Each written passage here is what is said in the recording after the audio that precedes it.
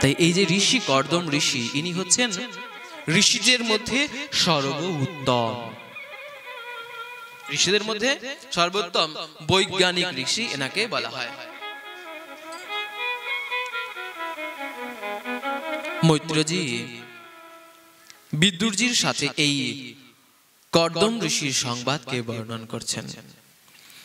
ত্বং সুরভিস্থিতা দুধোদ্গায়া সদাভি সর্বদা উত্তমম ঐশ্বর্য বৈরাগ্য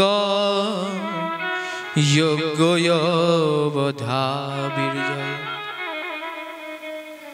রাজন, এই যে কর্দম ঋষি, তিনি তার যোগ এবং শক্তি বলে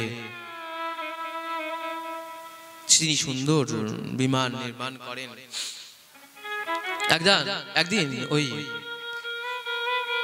মাতা দেবহূতির সাথে কর্দম ঋষির বিবাহ হয়েছে।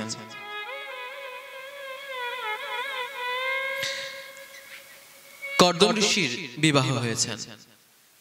বিবাহের সময়তেই কর্দম ঋষি বলেছিলেন,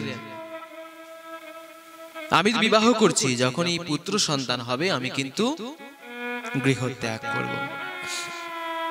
ঠিক আছে, কিন্তু বেশ কিছু সময় অতিক্রম হয়ে গিয়েছে, অনেকদিন অতিক্রম হয়ে গেছে। ঋষি তপস্যা করেছেন, ভুলেই গেছেন যে তিনি বিবাহ করেছিলেন। একদিন হঠাৎ এক বৃদ্ধাকে সম্মুখে দেখে বলতে লাগলেন, হে দেবী, আপনি কে? আর আমি দেখি আপনি এখানে এই যজ্ঞের জন্য আপনি এখানে সবকিছু তৈরি করে দেন, নিয়ে আসেন, প্রস্তুত করেন। সমী পানেন, কখনো কখনো ঘৃত, কখনো কাষ্ঠ, পুষ্প, ফুল ইত্যাদি নিয়ে আসেন, আপনি কে? মাতা দেবহূতি তখন বলতে লাগলেন, ভগবান, এই দাসীর নাম হচ্ছেন দেবহূতি, আপনি একদিন আমাকে বিবাহ করেছিলেন। কর্দম ঋষি, হ্যাঁ হ্যাঁ হ্যাঁ হ্যাঁ হ্যাঁ সত্যি আমি বিবাহ করেছিলাম। ঠিক আছে, আমি তোমাকে একটা বচন দিয়েছিলাম, চলো। সুন্দর একটি সরোবরের মধ্যে, বিন্দুসার সরোবরের মধ্যে স্নান করলেন। আর দুজনেই সেখানে, কর্দম ঋষি, মাতা দেবহূতি, দুজনেই সেখানে যুবক আর যুবতীতে পরিণত হলেন। ঠিক আছে, এক কাজ করো, আমি একটি বিমান নির্মাণ করলেন, সেই বিমানের মধ্যে তিনি উপবেশন করলেন। দাস দাসী, পাহাড় পর্বত, অট্টালিকা, রাজসূয়, সেখানে সব কিছুর ব্যবস্থা রয়েছে। সুন্দর বাগিচা রয়েছে, সেখানে পুষ্প উদ্যান রয়েছেন, সেখানে সরোবর আদি রয়েছেন, খুব সুন্দর। 10,000 বছর কাল পর্যন্ত বিমান বিহার সেখানে করলেন। বিমান তো বিহার করলেন সেখানে, সেখানে 9টি কন্যার জন্মগ্রহণ হলেন। মৈত্র ঋষি এবং কর্দমজি ব্রহ্মাজির আজ্ঞা অনুসারে এই নিজের কন্যাগণকে তিনি এক এক ঋষির হাতে তুলে দিলেন। কলা নামক যে কন্যা, তিনি মরীচি ঋষির হাতে তুলে দিলেন। মাতা অনুসূয়াকে অত্রির হাতে তুলে দিলেন। শ্রদ্ধাকে অঙ্গিরার হাতে তুলে দিলেন। হবির্ভুকে পুলস্ত্যজির হাতে তুলে দিলেন। গতিকে পুলহজির হাতে দিলেন। আর ক্রিয়াকে কৃতযুর হাতে দিলেন। খ্যাতি নামক তাকে ভৃগুজির সাথে বিবাহ দিলেন।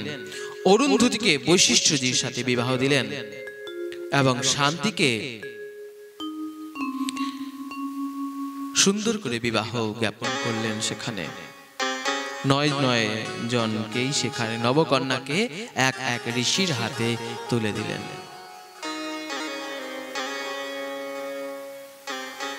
কর্দম ঋষি বলতে লাগলেন, দেবহূতি, এই পত্নীদের, আমার কন্যাদের তো বিবাহ হয়ে গিয়েছে, তো এবার আমাদের গৃহত্যাগের সময় হয়ে গেছে। বলছে, না না, আপনি কথা দিয়েছিলেন, আপনি কথা দিয়েছেন আমার এক পুত্র সন্তান হবে, তারপর আপনি যাবেন। দেখতে দেখতে ভগবান মাতা দেবহূতি এবং কর্দম ঋষির ঘরের মধ্যে তিনি প্রকট হলেন। কপিল মুনি রূপে। বলো কপিল দেব ভগবান কি। ধীরে ধীরে বড় হলেন কপিল দেব।